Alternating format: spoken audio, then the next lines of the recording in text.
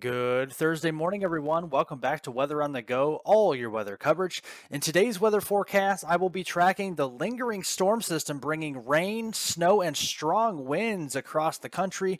Then we're going to be tracking two major storms next week with the storm track intensity and more on that, and also the potential for a significant snowstorm next week with heavy snow in this video.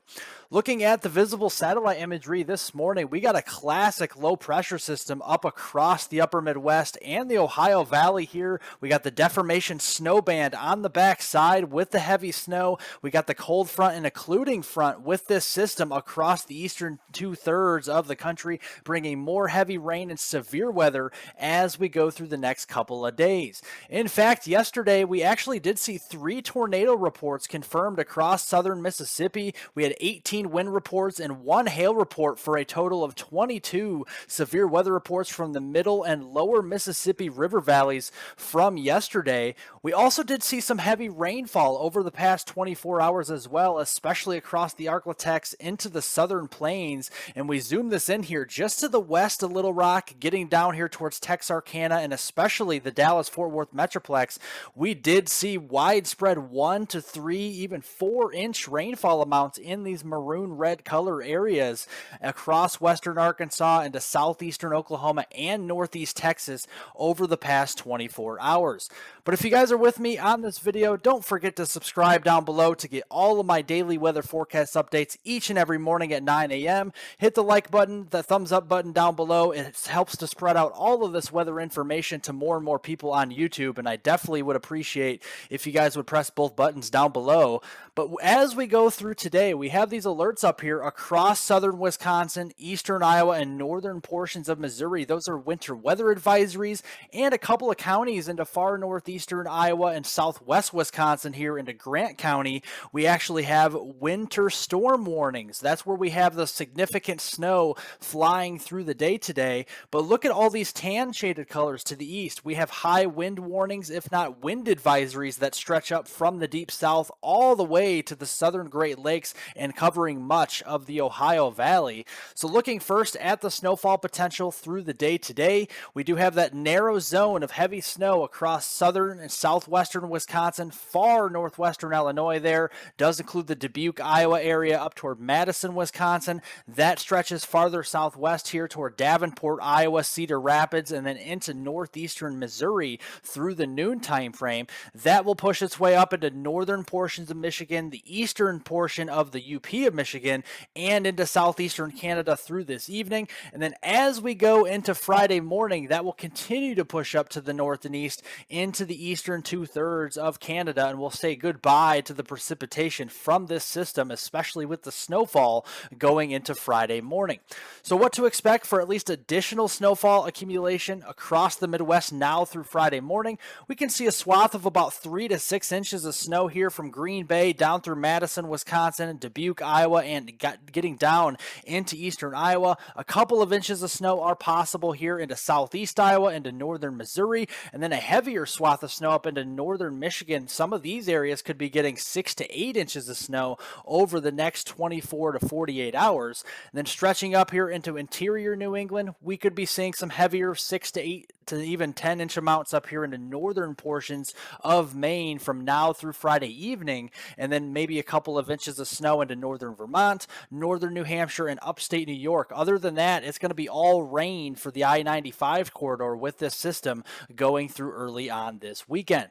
The other aspect of this system is the very strong winds. Now, this could start to cause scattered to numerous power outages here, especially with these type of wind gusts through today and especially into the morning hours on Friday. These wind gusts will be well over 50 miles per hour here, and that's why we have those high wind warnings and several wind advisories covering several states here into the Ohio Valley, the Tennessee Valley, and portions of the Deep South. And the strongest of the winds look to push across central Indiana into northwest Ohio, where some of these wind gusts could approach 60 miles per hour, and then on up into the northeast. Some of these wind gusts here into western PA, getting into western New York, especially near the Great Lakes regions, they could be pushing close to 60 miles per hour, if not 50 miles per hour as well, going through the next couple of days. So definitely remember to, batten down the hatches. If you guys don't have anything that can be blown around outside, garbage cans, anything like that, bring them in.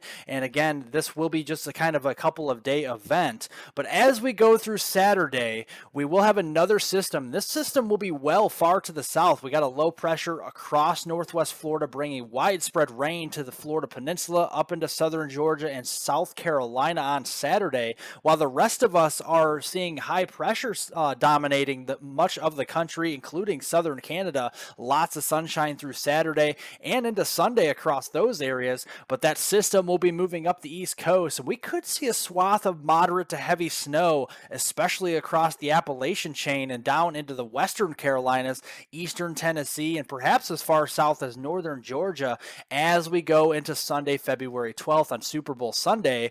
And looking at these temperatures, they will be very marginal. Just like we're seeing up in the Midwest today, these temperatures will be in the low to mid 30s. So it'll be a very slushy, heavy, wet snow across these areas if it does decide to snow on Sunday.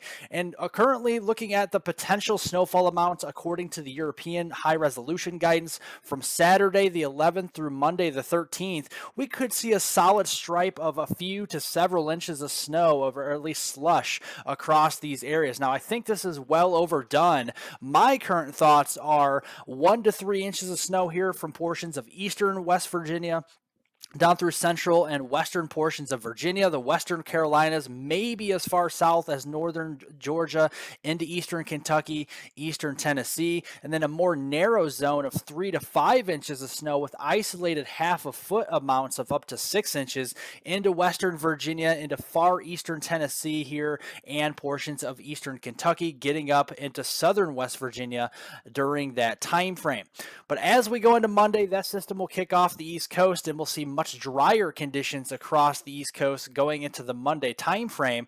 And looking at that, though, we still could see some heavy rainfall as well on the warm side of the system. So if you don't see the snowfall, you'll see some heavy rain across the Carolinas into Georgia and North Florida here. Widespread 1 to 4 inch rainfall amounts, especially getting in toward Myrtle Beach, down toward Charleston, South Carolina, the Savannah, Georgia area. That will be the areas that will probably see the heaviest rainfall through early next week, and that does cause concern during that Saturday and Sunday time frame here this weekend. For Super Bowl Sunday, we could be talking about some flash flooding in some of these areas across the Carolinas, into Georgia, eastern portions of Alabama, and into northern Florida as well. So definitely keep tabs on that as it gets closer. But then going into next week, things get very interesting. We got 2 major storm systems moving into the western 2/3 of the country, and they will eject across the middle of the country one by one throughout the week next week. So the first system here will be diving well far south into northwest Mexico and the southern Four Corners region on Monday, February 13th. But by the time we get into Tuesday the 14th on Valentine's Day, that first system will be kicking out across the mid-Mississippi Valley. Then we have even a stronger trough that will be digging in right on its heels across the southwestern United States into the Four Corners region on Tuesday. And then that system will linger around the Four Corners on Wednesday the 15th before ejecting across the mid-Mississippi Valley and western Ohio Valley region as we get to late in the week on Thursday, February 16th. So looking at these 2 separate systems and what they could bring to the table here, we got Monday, February 13th. That low pressure system will be well far south to the Rio Grande Valley. We could have some sprinkles, some scattered showers across the panhandle of Texas into southwestern Oklahoma near the Red River Monday afternoon. Maybe some flurries and snow showers farther west with some of that colder air across the western 2/3 of the country. And then as we go into Valentine's Day on Tuesday, February 14th, we have that cold front starting to extend down across the Arklatex into the central Gulf Coast states.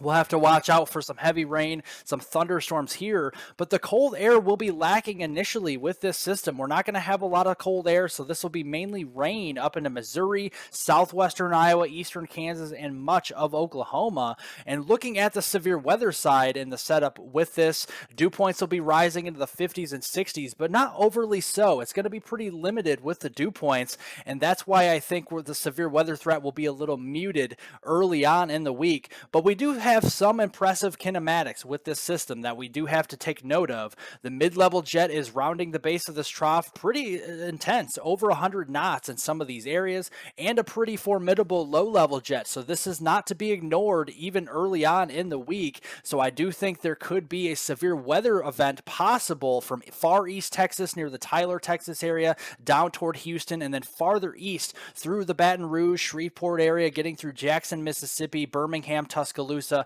and maybe as far south as New Orleans as we head through that Valentine's Day timeframe on Tuesday, February 14th. All modes of severe weather could be possible, with damaging winds probably the most likely a scenario, followed by isolated tornadoes and then some quarter-size hail, and then, of course, the heavy rainfall and frequent lightning threat with this system on Tuesday. And then the second trough will be digging down across the four corners. This will be bringing down a lot colder air, so we'll see a lot heavier snow on the front range of the Rockies here around Colorado, down into New Mexico here on Wednesday the 15th. Then by Thursday, this system will be ejecting across the mid-Mississippi Valley, and with some of that cold air in place, we're going to see a narrow zone again of some heavy snow here somewhere across the Missouri Valley, the upper Midwest, or even the Great Lakes during this period. And then the warm side, again, more severe weather, more heavy rain going toward the middle and late portion of next week, centered around the Thursday 16th time frame. And then that will kick off here into the southeastern Canadian provinces as we head into late next week on Friday, February 17th. So looking at the setup with the temperatures next week here on Wednesday the 15th, we got a warm sector ahead of the storm, but it's going to be pulling down a lot of cold air from Canada into the Rocky Mountains on Wednesday. Then by the time we get into Thursday, we're going to have the clash of air masses. We got the severe weather and heavy rain to the southeast with temperatures in the 60s and 70s. Then on the cold side, we got teens and 20s out here with heavy snow flying somewhere across the Missouri Valley, the upper Midwest, and the western Great Lakes on Thursday. And then that will move to the east here with the cold front on Friday the 17th, and we'll go back to reality with some more seasonable temperatures by the time we get towards late next week. So looking at the snowfall potential here, looking at a couple of different model scenarios, there are differences. The European forecast guidance here is a little farther south with the track, so that brings the heavy snow across northern Oklahoma, eastern Kansas, on up through Missouri, the Chicagoland area, getting up there just to the west of Detroit, northern portions of Indiana, and through much of Michigan. Then the GFS model is a lot farther north, so Chicago and down here towards portions of St. Louis. All you guys into Kansas City even miss the snow. Detroit misses the snow on this model, and it has it farther north across northern Michigan, getting in through Wisconsin, northern Iowa, back into Nebraska here with this system. So there are differences in the track on the main operational models, but then we turn to the ensembles because this gives a little bit of an idea of where we could see the snowfall overlap. And you see the GEFS ensemble is farther north as well with the GFS as expected, but then the Canadian guidance's ensemble is a lot farther south, kind of more in line with the European guidance. So even within the ensembles, there still are differences with the track of the swath of heavy snow through the middle and late portion of next week. So we'll keep you posted on this. There is a likely chance of snow. I do think a snowstorm confidence next week during that 15th through 17th time frame is there.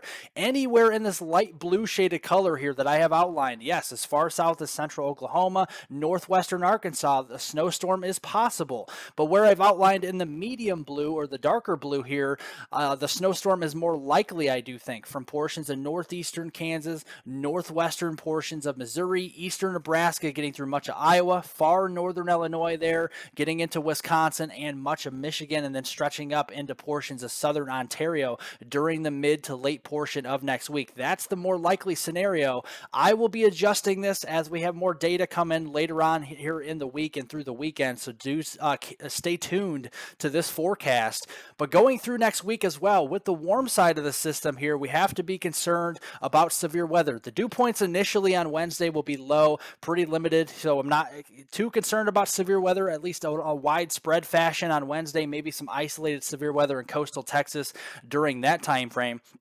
But on Thursday, we see a deep moisture return across portions of the southeast into the Tennessee Valley. Dew points will be rising well into the low and middle 60s on Thursday, ahead of that strong cold front. And we also have a pretty strong mid-level jet rounding the base of that trough going through late next week on Thursday as well. And that will be kicking out across the southern plains and toward the Tennessee Valley, and a pretty decent low-level jet as well in the 850 millibar layer out ahead of this system.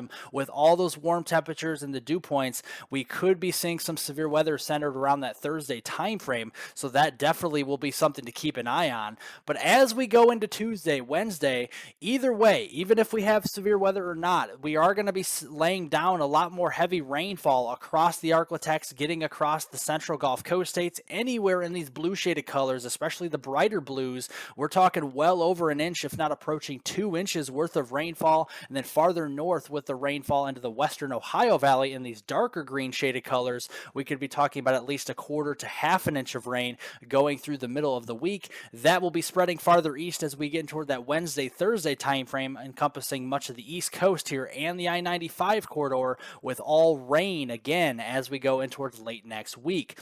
But looking at the trends toward the long range during the temperature anomalies here from February 22nd through the opening day or so of March on the 1st, does look like that southeast ridge does take hold still during that time frame, but some of the colder air will start to organize across western Canada during this time frame and bleed down across the western two-thirds of the United States. We'll have an active storm track not only across the Pacific Northwest and southwestern Canada, but also across the eastern two-thirds of the country during this period. A lot of drier weather underneath that from Texas back across portions of California and the southern Four Corners region through that March 1st time frame.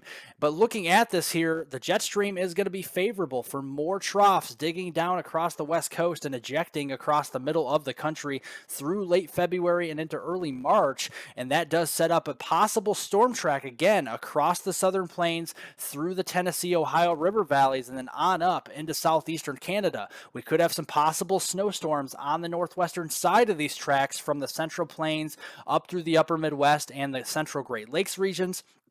And then again, the same story be told that we've seen much of this winter. Heavy rainfall, liquid precipitation from the I-95 corridor, farther south toward the southeast in the central Gulf Coast states, and possibly even more severe weather as well, getting toward the end of February. So as we go a little bit further into the first week in March, we're talking that southeast ridge still sticking around, maybe a glancing blow of an Arctic blast up here across the upper Midwest and the Great Lakes regions. But other than that, we're not really seeing any true Arctic air moving that far south going into early March at this time.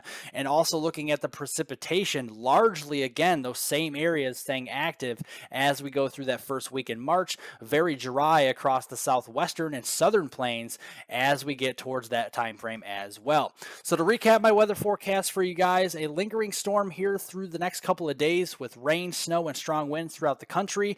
2 major storms next week. We got one producing some heavy rainfall and severe weather. The second one with a possible major snowstorm on the northwestern side across portions of the central plains, the upper Midwest, and into the Great Lakes. The track and the intensity of the storm is still in question. We'll keep you posted on that as we get a little bit closer towards that time frame. Well, thank you guys so much for watching. I definitely appreciate it. Remember to like the video down below, give it a thumbs up, leave any comments, questions, and concerns below. I'll get to those later on today. Subscribe to the YouTube channel if you're new, and hit the notification bell to get all of my daily weather forecast updates on this channel. Have a great Thursday, everybody, a great rest of your week, and I will see you all in the next video.